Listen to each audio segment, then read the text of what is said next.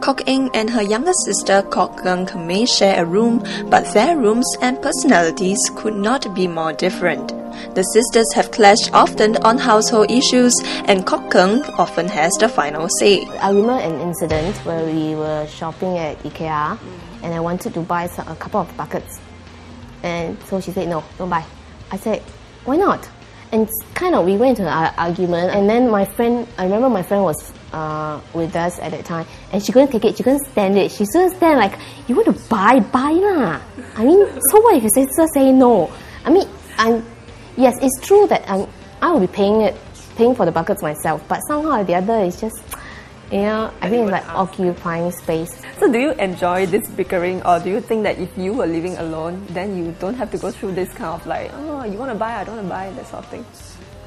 I think it's kind of fun to bicker, and it's true that I have too many things.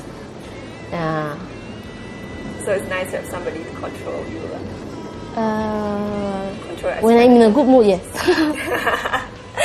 What if you're not in a good mood? What happens? Then we go into a real quarrel. Her bags are packed, and 22-year-old Ashlyn will leave the home she has grown up in for another one. In February, Ashlyn will move into her husband's parents' house as it is closer to her workplace. But that convenience comes at a price. To be frank, I'm not somebody that is actively doing housework at home because my mom is doing most of it. Yeah, I just pack my room and make sure that it's not too messy, not too dirty.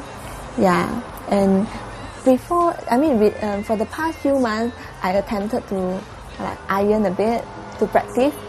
Yeah, because I'm not very good at ironing. Yeah, but I think it actually takes a lot of practice. I'm willing to do it, but I'm just afraid that I can't do it well. Okay. And I hope that there'll be some time allowance for me to master a bit of the skill. Okay. Both of us, me and my mother-in-law, actually identify that there could be such challenges. Then we don't wish to put my boyfriend or my husband and her son in a difficult position. So we said that we'll try to work to live in harmony. Well, usually when we live with people, it's very inevitable that you have friction, you have conflicts, you have differences. How do you manage that then? Okay, I did have a lot of friction with my dad. Like, we used to argue a lot, disagreeing most of the time. But about choices I make, about decisions that he does, about certain character traits of his. So he's quite fierce, he's quite a strict dad. But it changed because of two experiences he had, which was he had this heart condition, so he had to go for an operation.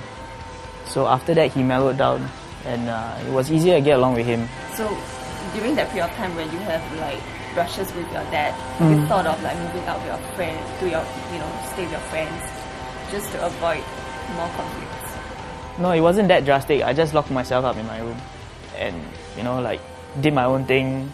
If I had to come down for meals, I would make sure that no one else was around, or take my meals up to my room. Yeah, basically just ignore and be in my own world. Even sharing blood ties may not guarantee a happy home life. Fights over who gets to shower first or whose turn it is to wash the dishes still occur when you live with your family. Sharing a house with friends is not any easier. More stories in the next clip.